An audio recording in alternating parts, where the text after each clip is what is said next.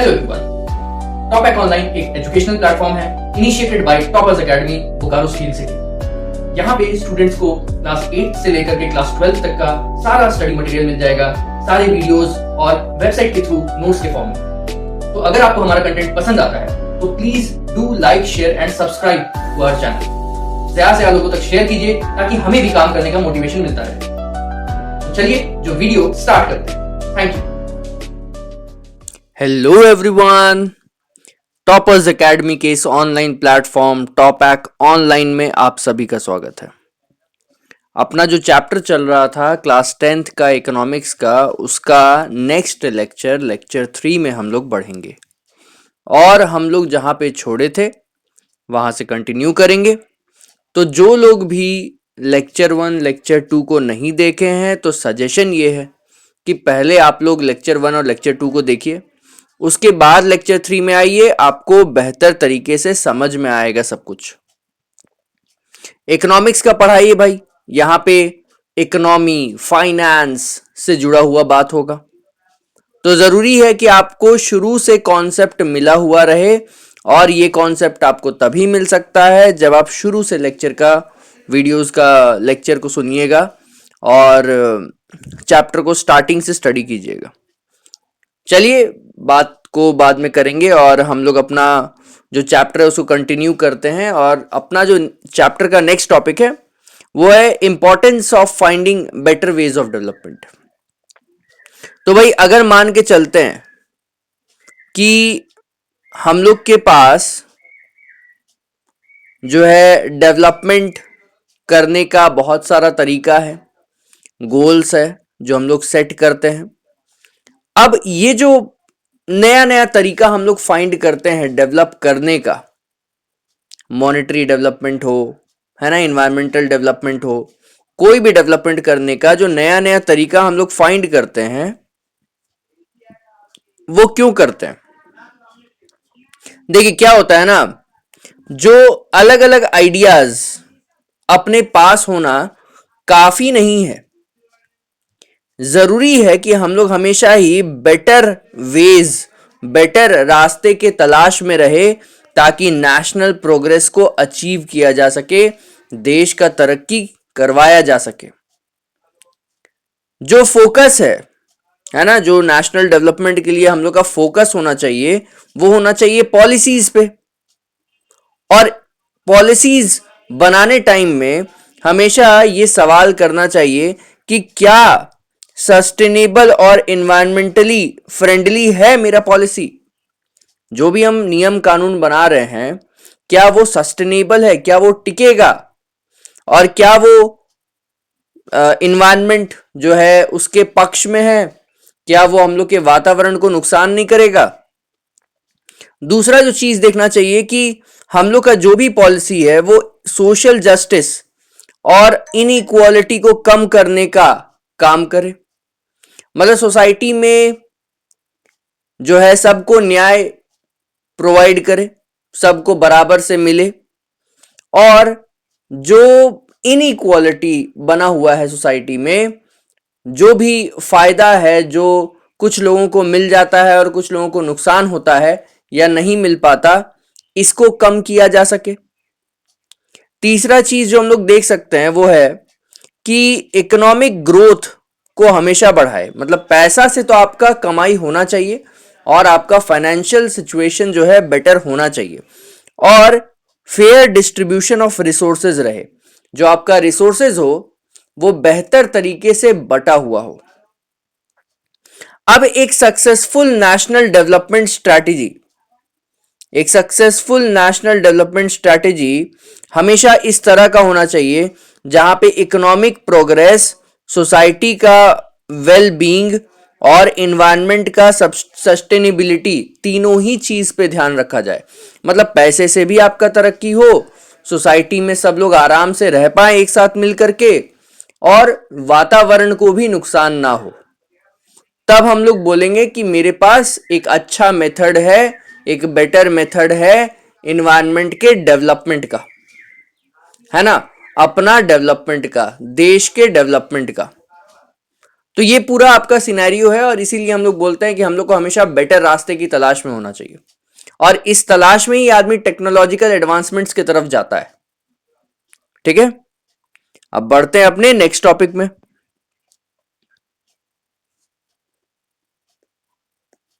ये कंक्लूजन है। कंक्लूजन जो है वही है कि आप अभी तक जो पढ़े हैं उसी को एक बार शॉर्ट में या नोट्स में लिख दिया गया है।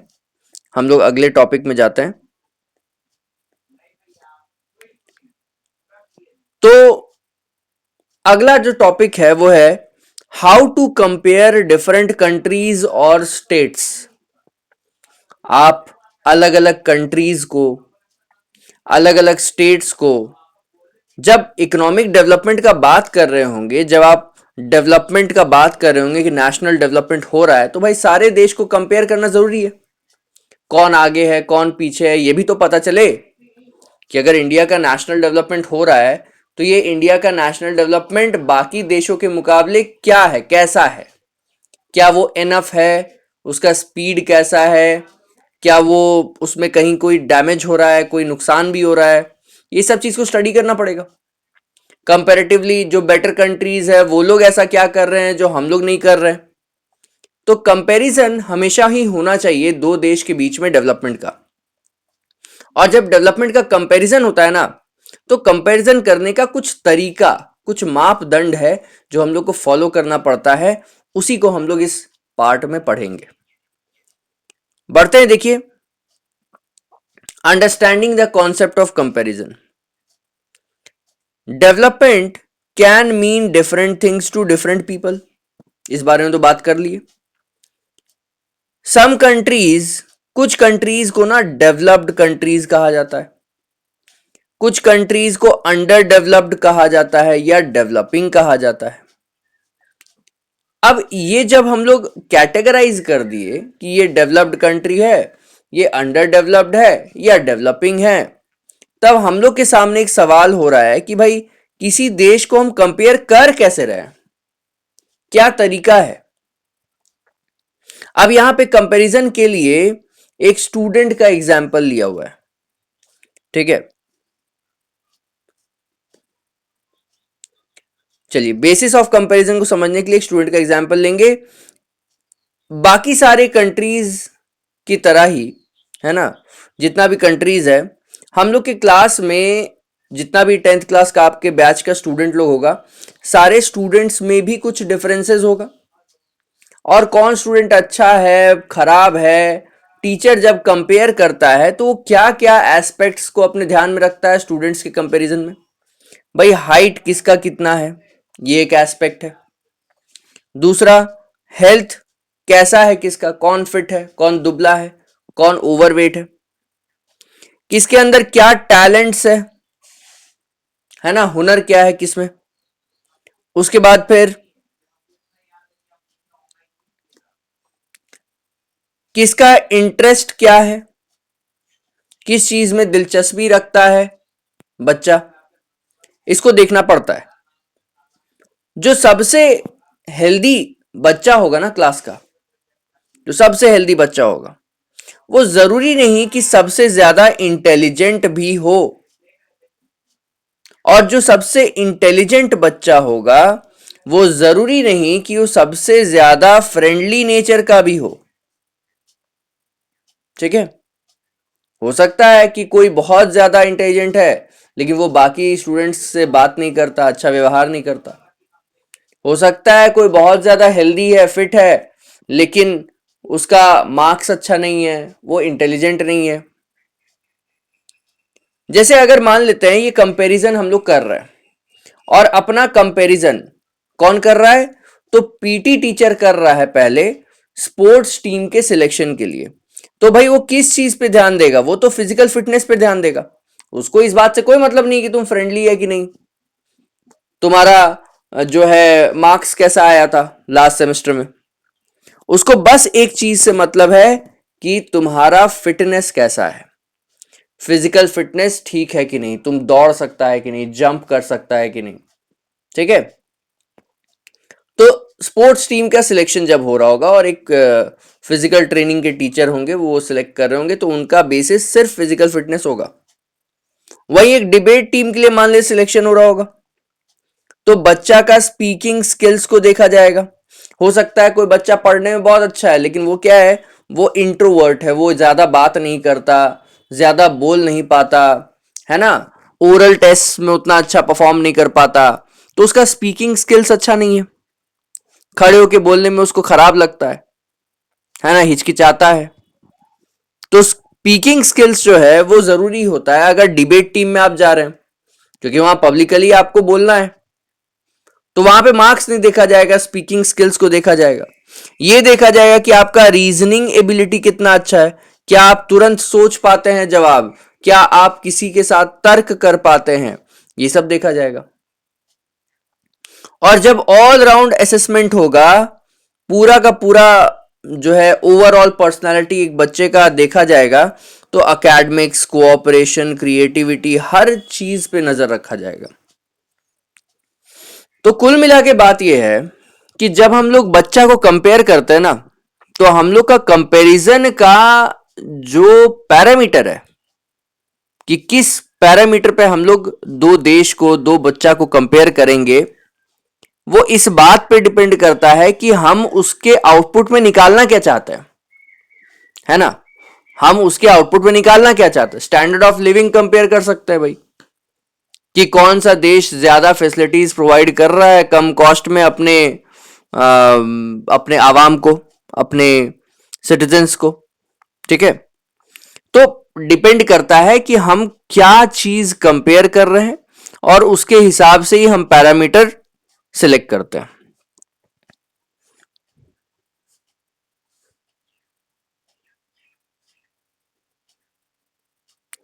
अब आते हैं इनकम का क्या रोल है जब हम लोग डेवलपमेंट को मेजर करते हैं तब, ठीक है।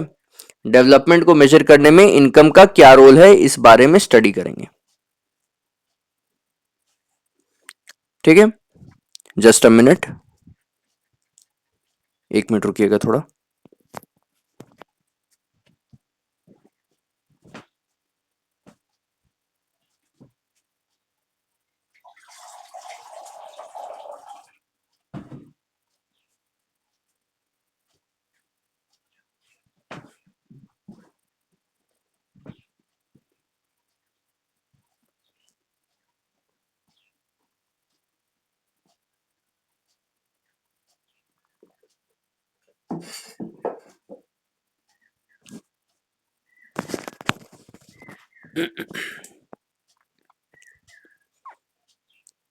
ठीक है, तो कंटिन्यू करते हैं कि इनकम का क्या इंपॉर्टेंस है जब हम लोग डेवलपमेंट को मेजर कर रहे हैं।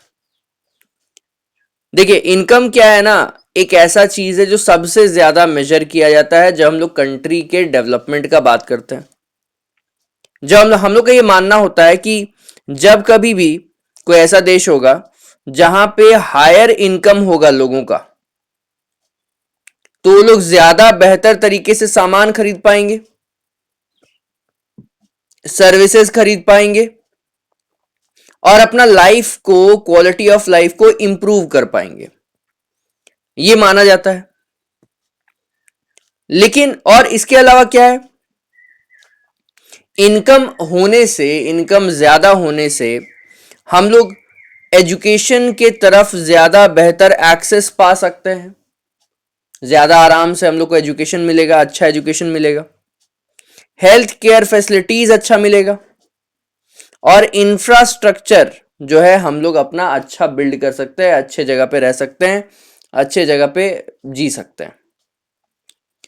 परचेजिंग पावर जो है ना, हम लोग का कोई भी चीज खरीदने का क्षमता बढ़ जाता है जब हम लोग का इनकम बढ़ता है, जिससे हम लोग का लिविंग स्टैंडर्ड्स इंप्रूव होता है। तो इनकम तो एक बड़ा इंपॉर्टेंट पैरामीटर है डेवलपमेंट को मेजर करने के लिए, लेकिन सिर्फ यही एक पैरामीटर नहीं होता, सिर्फ यही एक पैरामीटर नहीं होता, इसके बारे में आगे बात किया जाएगा। पहले हम लोग इनकम पे ही देख रहे हैं, चलिए आगे बढ़ते हैं। अब जब इनकम इतना ही बेहतरीन तरीका है किसी भी देश का जो है कंपैरिजन करने के लिए, तब हम लोग के सामने ना दो टाइप का इनकम को हम लोग कंपेयर करते हैं।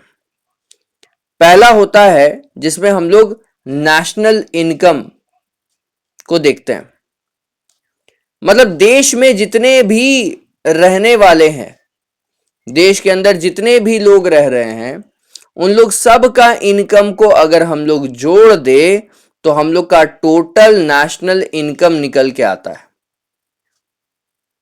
लेकिन कई बारी क्या होता है ना, टोटल नेशनल इनकम मिसलीडिंग होता है, इसके बारे में आगे हम लोग देखेंगे। और दूसरा क्या होता है, दूसरा होता है पर कैपिटा इनकम, जिसको एवरेज इनकम भी कहा जाता है। मान लेते हैं कि आपके देश में 5 लोग रहते हैं और सब लोग 2 रुपए, 4 रुपए, है ना, 3 रुपए ऐसे करके कमा रहे हैं। जो टोटल है पांचों लोग का इनकम का, मतलब टोटल नेशनल इनकम, वो आ रहा है 15 रुपया। ठीक है, मतलब पांचों लोग का ऐड कर देंगे इनकम को तो 15 रुपया आएगा, ये टोटल नेशनल इनकम है।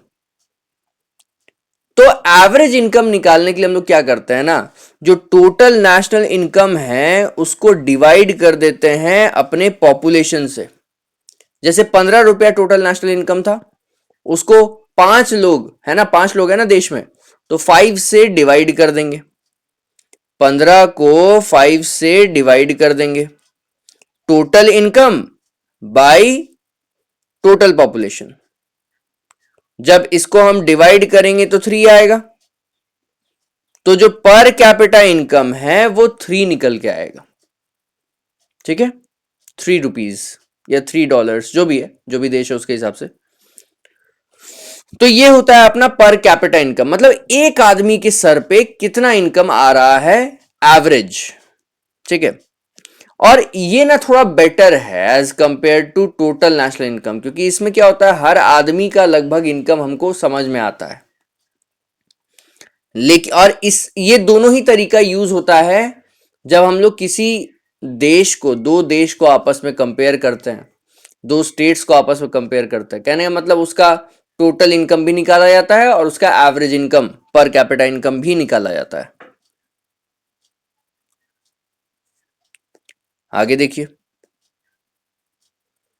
अब जब हम लोग बात करते हैं ना, हम लोग पर कैपिटा इनकम निकाल लिए कि हर आदमी कितना कमा रहा है, तो वर्ल्ड डेवलपमेंट रिपोर्ट जो कि वर्ल्ड बैंक के द्वारा रिलीज किया जाता है, इसके अनुसार 3 तरह का स्टेटस प्रोवाइड किया जाता है कंट्रीज को। पहला होता है high income countries, rich countries. अगर 1 साल का, है ना, 1 साल का इनकम देखा जाता है, 1 साल का जो एक आदमी का पर कैपिटा इनकम है वो 49,300 यूएस डॉलर्स से ज्यादा है, ये 2019 का डेटा है, इससे ज्यादा है या इतना है, इससे कम नहीं होना चाहिए, तब हम लोग बोलते हैं कि वो हाई इनकम कंट्री है। 49,300 यूएस डॉलर्स 1 साल का या उससे ज्यादा। दूसरा होता है लो इनकम कंट्रीज। अगर मान लो कोई ऐसा देश है जिसमें एक आदमी, है ना, एवरेज निकाला गया तो एक आदमी पे सिर्फ 2,500 यूएस डॉलर्स आया या इससे कम आया, इससे ज्यादा नहीं होना चाहिए, इससे कम आया, तब हम लोग बोलते हैं लो इनकम कंट्री है। और अगर कहीं 2,500 और 49,300 यूएस डॉलर्स के बीच में किसी देश का पर कैपिटा इनकम निकल के आता है, मतलब एवरेज इनकम एक आदमी का निकल के आता है इन दोनों नंबर्स के बीच में, तब हम लोग बोलते हैं ये मिडिल इनकम कंट्रीज है। ठीक है, इस तरह से इसको कैटेगराइज किया जाता है पर कैपिटा इनकम के हिसाब से। अब इसके बाद इंडिया का क्या स्थिति है उसके बारे में बात करते हैं। 2019 का अगर हम लोग डेटा देखें तो इंडिया का जो पर कैपिटा इनकम है ना, वो 1 साल का 6,700 यूएस डॉलर्स के लगभग है, 6,700 यूएस डॉलर्स। इस कारण से इंडिया जो है लो मिडिल इनकम, मतलब मिडिल इनकम कंट्री में ही आएगा, लेकिन मिडिल इनकम कंट्री का लोअर एंड में आता है वो, लो मिडिल इनकम कंट्री के कैटेगरी में वो आ रहा है। अगर डेवलप्ड कंट्री का बात करें तो जो मिडिल ईस्ट का कंट्रीज है, ठीक है, उसके बाद फिर जो और भी डेवलप्ड कंट्रीज हो गया, अमेरिका हो गया, यूरोपियन कंट्रीज हो गया, ये सब को हम लोग डेवलप्ड कंट्रीज बोलते हैं। इसमें आदमी का इनकम बहुत ज्यादा होता है।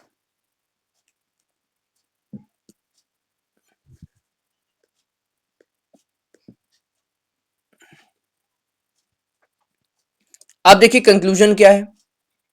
इनकम एक बड़ा इंपॉर्टेंट फैक्टर है जब हम लोग डेवलपमेंट का बात करते हैं और कंपैरिजन का बात करते हैं।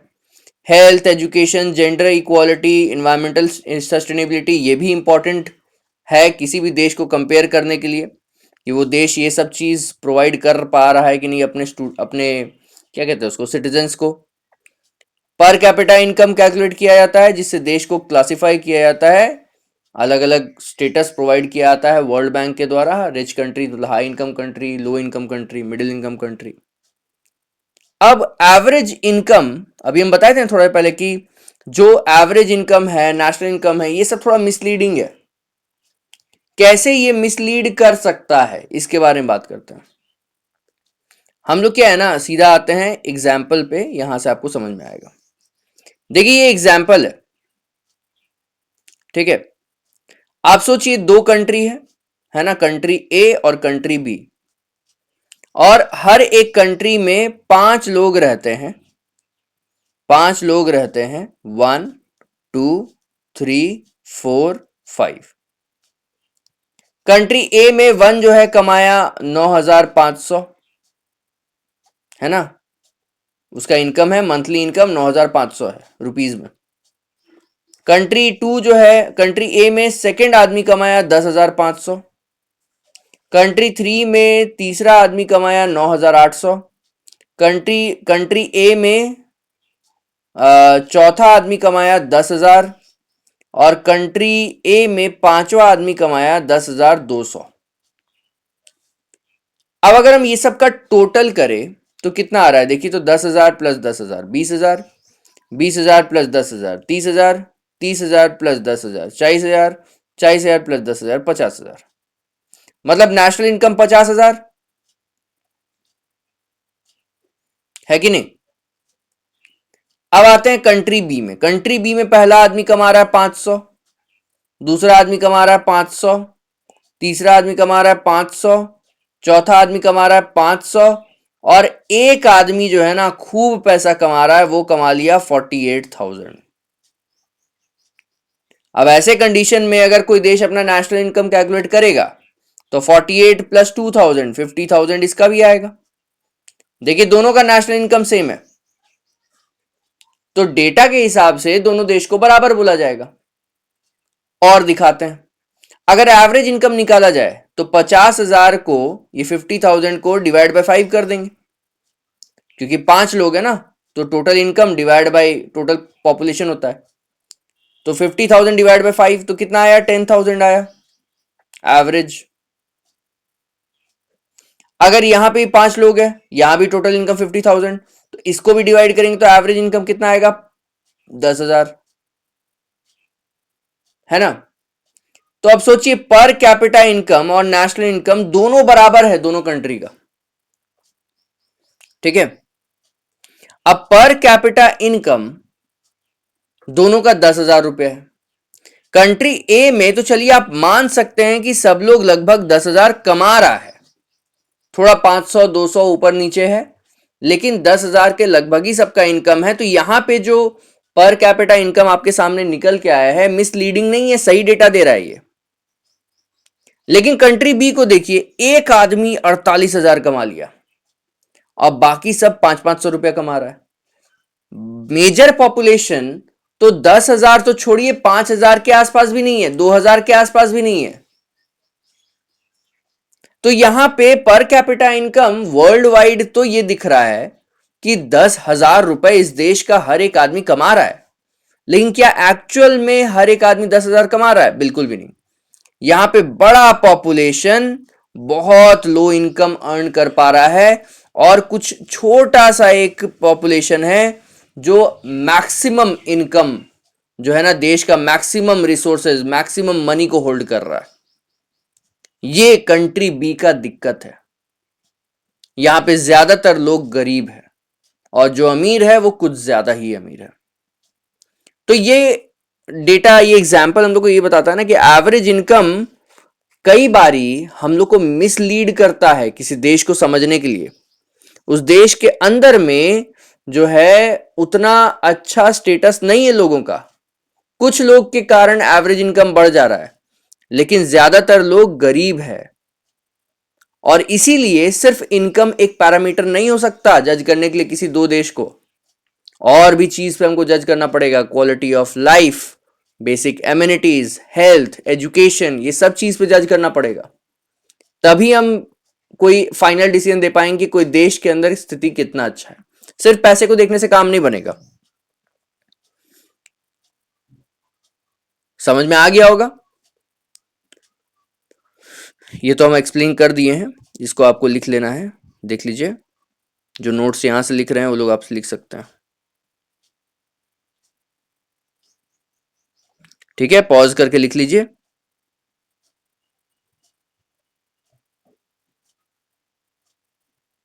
अच्छा, ऊपर का पार्ट भी नहीं दिखाए हैं तो उसको भी हम एक बार दिखाए थे, ताकि आप लोग पॉज करके लिख लीजिएगा। यहां तक तो हो गया था, कंक्लूजन नहीं दिखाए थे।